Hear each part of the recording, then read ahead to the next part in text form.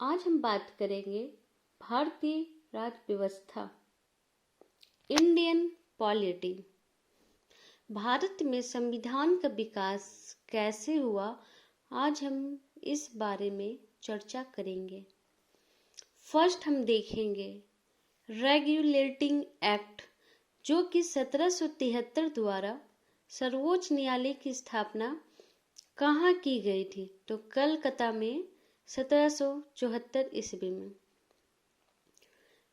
भारतीयों को भारत के प्रशासन में भाग लेने का अधिकार किस अधिनियम के द्वारा प्राप्त हुआ? तो चार्टर एक्ट 1833 द्वारा में।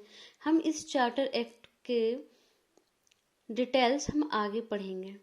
भारतीय विधान परिषद को बजट पर बहस करने की जो शक्ति किस अधिनियम के द्वारा प्राप्त हुई? तो भारत परिषद अधिनियम 1892। केंद्रीय विधानमंडल सर्वप्रथम किस अधिनियम द्वारा द्विसदनीय बाईकैमरल बनाया गया? तो 1919 के जो भारत शासन अधिनियम द्वारा।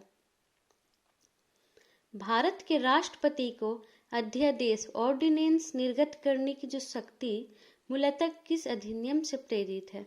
तो भारत शासन अधिनियम 1935 से।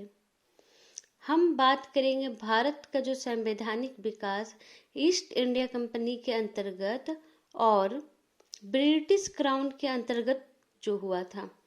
तो देखेंगे रेगुलेटिंग एक्ट, तो हम लोग इसकी चर्चा कर चुके हैं ऊपर में, तो वो हुआ था 1773 में। उसके बाद आया हमारा पिट्स इंडिया एक्ट 1784 ईस्वी में। थर्ड में जो एक्ट आया है वो है 1793, जो कि फर्स्ट चार्टर एक्ट आया है। सेकंड जो चार्टर एक्ट है वो 1813। Charter act third 1833। Charter act fourth 1853।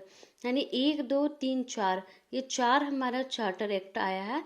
और इसकी जो अंतराल है वो 20 वर्ष की है, जैसे कि 93 से 13, फिर 13 से देखेंगे हम तो 23, ये 33, फिर 33 से 10 43 और ये 53, यानी हम देखेंगे 20 साल की गैप है, जो कि 4 एक्ट आई थी चार्टर एक्ट, जो कि इम्पॉर्टेंट है हमारा। ब्रिटिश क्राउन के अंतर्गत जिसके बारे में हम देखेंगे कौन सी एक्ट आई थी, तो इसमें हम देखेंगे भारत शासन अधिनियम।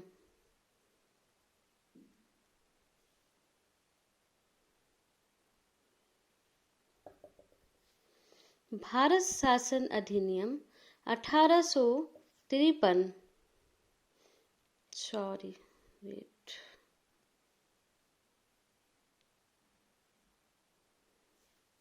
ब्रिटिश क्राउन के अंतर्गत भारत शासन अधिनियम 1858। फिर से भारत परिषद अधिनियम 1861। भारत परिषद अधिनियम 1861 के बाद 1892 ईस्वी में। भारत परिषद अधिनियम 1909 ईस्वी। भारत शासन अधिनियम 1919 और भारत शासन अधिनियम 1935। लास्ट भारतीय स्वतंत्रता अधिनियम जो वो हमारा 1947 ईस्वी में आया था। केंद्र में द्वैध शासन व्यवस्था जो जिसे हम डायरेक्टरी सिस्टम कहते हैं, किस अधिनियम के द्वारा लागू की गई थी? तो भारत शासन अधिनियम 1935 के द्वारा ही द्वैध शासन व्यवस्था की गई थी। द्वैध शासन का मतलब होता है कि राज्य में एंड सेंट्रल जो भी है, तो दोनों की शासन अगर हो रही है तो उसे हम द्वैध शासन कहते हैं। ब्रिटिश भारत में किस अधिनियम में संघीय शासन का प्रावधान था?